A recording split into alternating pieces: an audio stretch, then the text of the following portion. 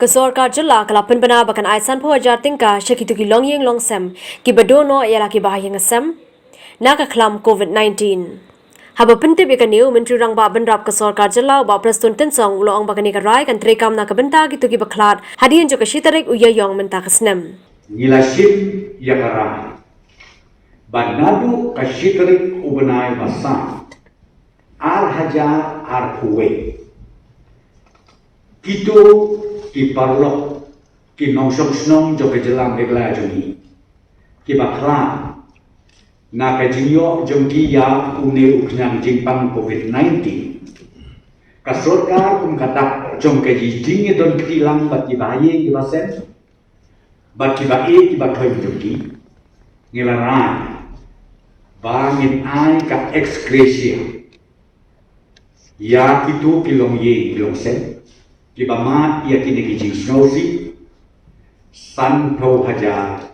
tingka ya kitu kilong ye ki ba ladu no ya ki kime ki kta ya ki khon la ki baye ki basen bat kata kalau nadu ka shetri jom une u April ar hajar ar boy Hake juga por ba prestun ula pentip ba kesorkar jela kan bo artali ki corona care center hake jela kawai hasulong bat kawai hatura. Nilarai na kanya pasorka ba ngitau ya ki arteli ki corona health facility hapo ki arteli ki district ki kawai hapo east Khasi kababut hasulong bat kawai bat hapo west Garo Hills kabade hapo tura bat ka capacity ka bed capacity jom kini kalau aspak jipia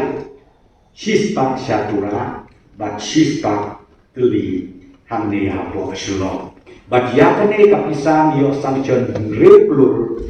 nyo pola tengkap bangin sna pergi yakini ki ateli ki corona health facility nakabenta bangin yo bat yakun Syusuk kamha kungno ngin job